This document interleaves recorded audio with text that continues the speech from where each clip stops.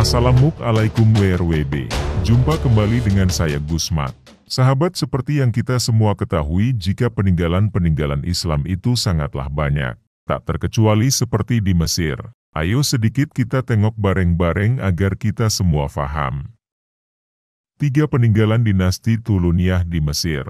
Dinasti Tuluniyah adalah dinasti pertama yang menyatakan merdeka dari dinasti Abbasiyah. Kekuasaannya mencapai Mesir dan Suriah. Masa pemerintahannya sangat pendek dibanding dengan dinasti-dinasti lainnya yang ada di Timur Tengah.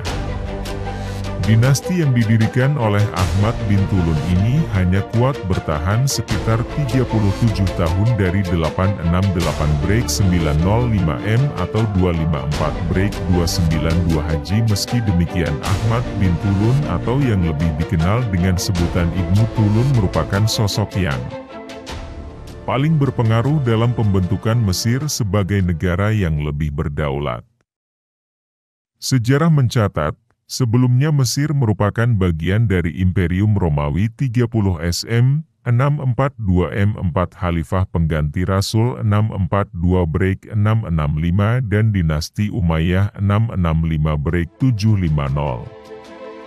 Meskipun Ibnu Tulun memerintah dalam waktu yang sangat singkat, ia telah banyak meninggalkan warisan bersejarah yang berharga. Berikut sejumlah gedung peninggalan dinasti Tuluniyah. Masjid Jami. Masjid Ahmad bin Tulun dibangun pada Masjid Jami. Masjid Ahmad bin Tulun dibangun pada 876M dan rampung pada 879M.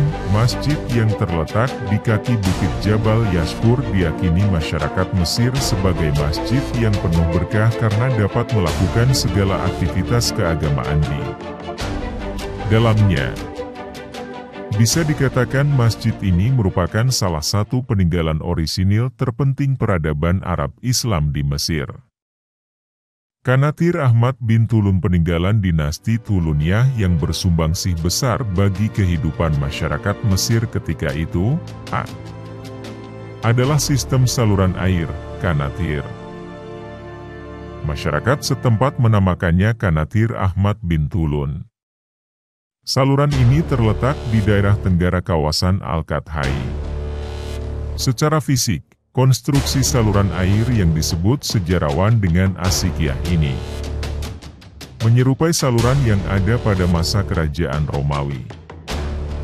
Klinik kesehatan, warisan lain dari dinasti Tuluniyah adalah Al-Maristan atau Al-Bimaristan yang merupakan nama bagi sebuah bangunan yang berfungsi sebagai bagian klinik. Al-Maristan juga memberikan kenyamanan layaknya rumah sakit modern. Sejak awal didirikan oleh Ahmad Ibnu Tulun, bangunan asli masjid ini masih dipertahankan.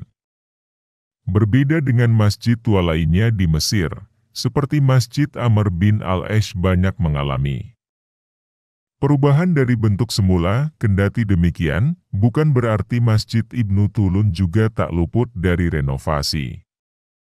Masjid yang dibangun dinasti Tulun ini tercatat telah mengalami sejumlah renovasi.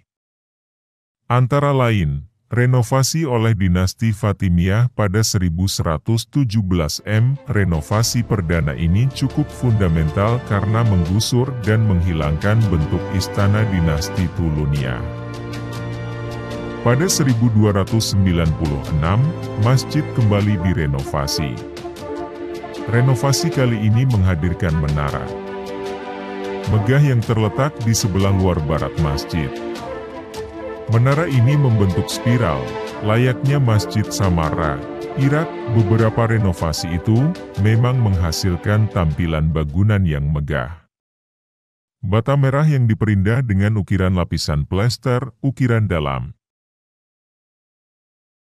Bentuk yang berliku-liku dengan atap ditopang pilar-pilar besar yang dihiasi ornamen-ornamen di atasnya. Bagian yang paling mengesankan dari masjid ini adalah menara batu yang berbentuk spiral yang ditempatkan pada bagian tengah masjid dengan bentuk kubah bertulang di atas struktur oktagonal. Pada abad modern, renovasi dilakukan hanya bertujuan untuk perawatan dan tetap mempertahankan bentuk awal. Pada 2004 misalnya, perbaikan dilakukan.